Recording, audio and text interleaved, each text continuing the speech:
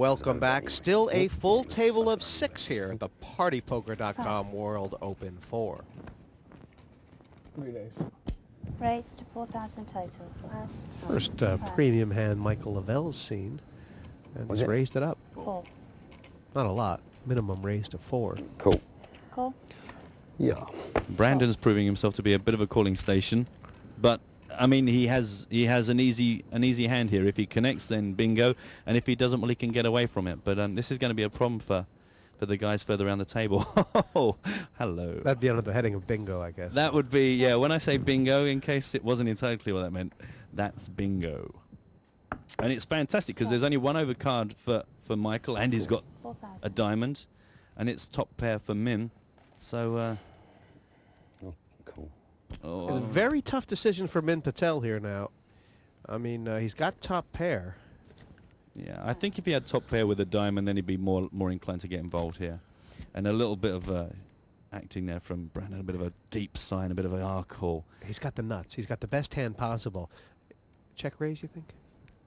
I think so, Check. Check. because I don't think Michael is going to fire chips out of this if he senses that his opponent's strong. I think there will be no more betting 10,000. after this, because if Brandon calls this, Well, Lavelle has shown a tendency to keep on firing, as the players all noticed with his flush draw. So and we got to a point Brendan where might think he can get him to hang himself on the river. well, we saw it against Min as well, didn't we? Is at the very end we had a 40,000 pot, and Michael still made a continuation bet of only 10,000. He made a 10,000 bet, 10,000 bet.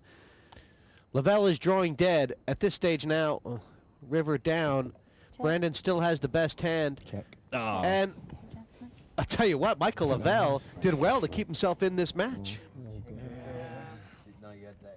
Big smile for Brandon Block. Checking the nuts on the river. That's cagey card play.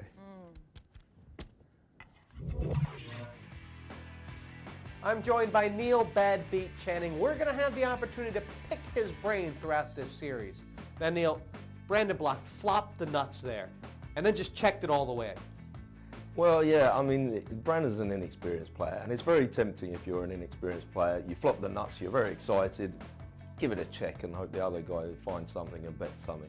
That's a common trait. Is there like this axiom about you cannot play a big pot unless you try and make a big pot? I mean... Absolutely. I mean, I think with more experienced players, they're trying to build the pot and also try and sell the idea to your opponent that you haven't got a flush. And to do that, you might want to bet and try and give him the idea that you've got a made hand that you're trying to protect.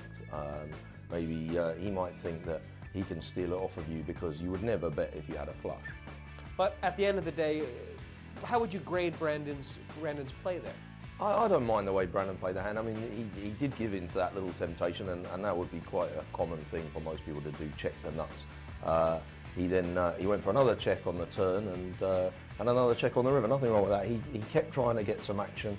He gave Michael Lavelle a chance to bluff on the river, and you know, Michael didn't fall for his trap.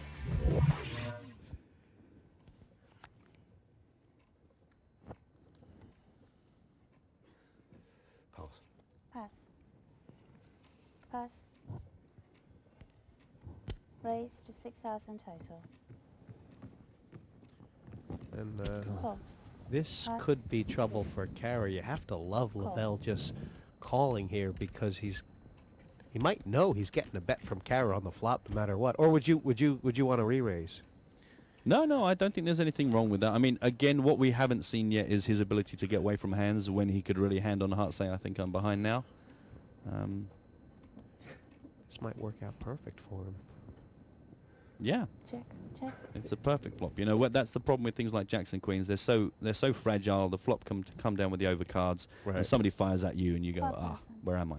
It's a big gamble just a cold call before the flop. Lavelle's done it. And, geez, this might nearly put them all in. I think so. I think you're happy with this. You know, just the call. The call worries me. Ah, dear. Pass. I've got left. Mulder making a nice fold there with just a 1 over card. And Kara Scott needing a 4 or 5. I have the feeling the chips are going in either way. Lavelle's only got about 10,000 back. I'm surprised. I'm surprised that it didn't just occur back then. And of course now Kara's priced in. She's got to Yeah. she's got to get involved. She probably knows she's behind, but 14,000. the value's there. Change, give him Well, Kara Scott's got Yeah, some live they draws. were. It is Lavelle all in, Oh, very and nice. in Better very than I good thought. shape to get back in this match. Kara looks slightly embarrassed to turn over the 4-5, but you got to be in it to win it. 4-2. I'm folding the same hand. Did so you? there's 2 of your outs Oh, gone, damn. but there's still a couple there. Good pot. Yeah, it's a nice pot, but you're right back in it. You folded Back 4, in I it is folded right. 4. Lavelle taking a big I sigh folded there. 4. What do you So make she's of got a that? lot of outs coming into Yeah. I'm surprised he didn't just get it all in, to be honest, when he came to bet at it. I don't know why he just called. It's a dangerous move in my mind. Well done, mate. Just because the more players in, the more chances of being outdrawn. But I mean, I'm sure Kara wasn't happy to hear Brandon say one of your 4s is dead. I just threw it away. Needed it. Leaderboard now, and Lavelle still in 6th, but a nice comeback, 71,000. He'll feel like it's a fortune. Absolutely. I mean, he did. He looked dejected, didn't he, before he got involved with some speculative hands and they just didn't work out. And he lost chips in those hands, and here he is, not looking too shabby now.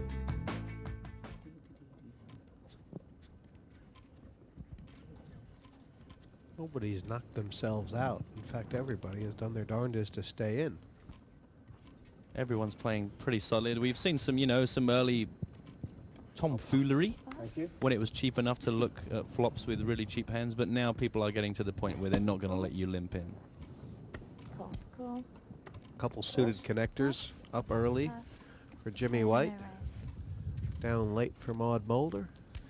Yeah, and It's like 3 hands where everybody happy to see a cheap flop. yeah, and these are hands that are easy to play. Oh my. Good lord. Check. Well, this is going to be the end of somebody. 10,000. Jimmy White's flopped the nut straight, but Maud Mulder can hardly keep the smile off her face. Up and down straight flush draw. Absolutely. I mean, Kara just can't wait to fold. 20,000. She'll probably count to 3. There you go. No, it was about 2. About 2 she counted to before she got out there. And I mean, Jimmy thinks his hand is so big. Different plays, different time. All in. Well, he's going all in, and Maud can't fold. I mean, Maud will be stunned to find out that she's only got the clubs out, but she's still 40% here. with 2 Absolutely. cards to come. And she's got the chips. She can afford to do this. This is, It's nearly a cold deck hand, isn't it? yeah. Well, there's no way you would expect either player to not want to be involved in this, and it's just the way the cards are. But Jimmy's still ahead right now. Just needs to survive. The whirlwind is all in. Oh, cheers. And oh no, now he's out. The club's done him. That's it. You've got more chips than me. Slightly, Yeah. Jimmy, slightly. Jimmy playing most of his poker these days down the Royal Surrey Snooker Club. He's going back there now, and just unlucky Where's the for him. walk of shame? Which way? It's a bit of a cooler to get such monstrous hands and such a big flop. What else did we expect? Big hand and kind of gutted for Jimmy White there. Get your money in with the nuts on the flop.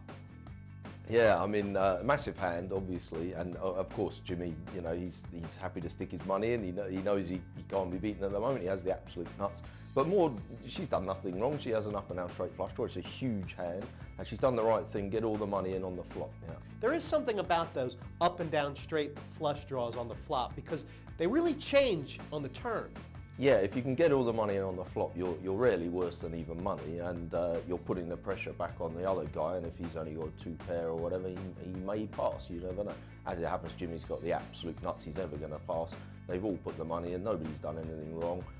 If Maud does just flat call and try and hit her hand, now she's faced with the prospect of having half of her money in the pot, only 1 card to come. The hand's not as strong as it looks when an offsuit deuce comes on the turn, and it's not so exciting. But she's done the right thing. She put all the money in. Nobody made a mistake. It's just unlucky for Jimmy. Are there situations to play that straight flush draw unaggressively? You can play it unaggressively if the pot's very small and the blinds are very low relative to your stack size. If Jimmy had chosen to sort of cleverly check the flop, Maud might have a little stab at it and he might just flat call. Possibly, you know, there are ways where all the money doesn't go in there, but once Jimmy's come out and played aggressively as he did, all the money's just got to go in. Time running out for both the button and the big blind. Min Patel, Michael Lavelle, somewhere around 7, 8 big blinds apiece, and that'll get cut in half. It doesn't make Min's life easier because he knows if he makes a move on the button, then it's the short stack that's on the big blind. So he has to be aware that actually